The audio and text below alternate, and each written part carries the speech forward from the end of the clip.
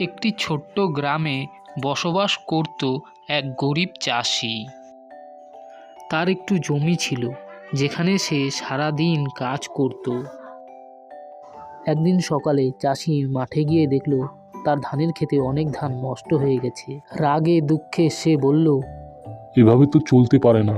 কে আমার ফসল নষ্ট করেছে তা আমার খুঁজে বের করতেই হবে। সেই রাতে চাষি তার জমির সামনে একটি মোটা গাছের পেছনে লুকিয়ে রইল। যখন রাত আরো গভীর হলো, তখন সে দেখতে পেল ছোট্ট একটা টুনি পাখি তার জমিতে এসে ধানের শীষ খাচ্ছে। চাষি এটা দেখার পর মনে মনে বলল, তাহলে এই বেটা আমার ফসল নষ্ট করছে। চাষি তাড়াতাড়ি পাখিটিকে ধরে ফেলল। টুনি পাখি ভয় পেয়ে চিৎকার করে বলল, চাষি কাকা, আমাকে ছাড়ুন, আমি আর আপনার ক্ষতি করব না। চাষি বলল, তুমি আমার ফসল নষ্ট করেছো, এটা অন্যায়, আমি তোমাকে শাস্তি দেব। টুনি কাঁদতে কাঁদতে বলল, আমি ছোট্ট একটি পাখি, আমার খুব খিদে লাগে। আপনি যদি আমাকে ছেড়ে দেন, তাহলে আমি আপনাকে প্রতিদান দেব। চাষি অবাক হয়ে বলল, তুমি তো ছোট্ট একটি পাখি, তুমি কি করে আমাকে প্রতিদান দেবে?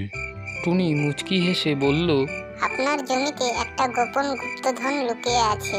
যদি আমাকে ছেড়ে দেন, আমি আপনাকে সেই গুপ্তধনের জায়গা দেখাবো। চাষি একটু ভাবল এবং তারপর টুনিকে ছেড়ে দিল।